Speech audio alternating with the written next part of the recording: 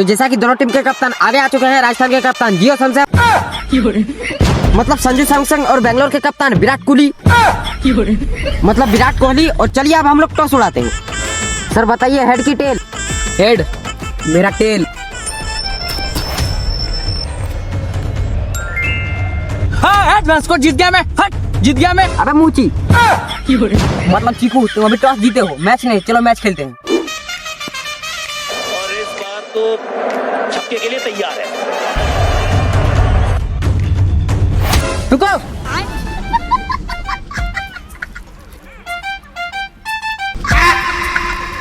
फेंको। अबे क्रिकेट खेलने जानता का?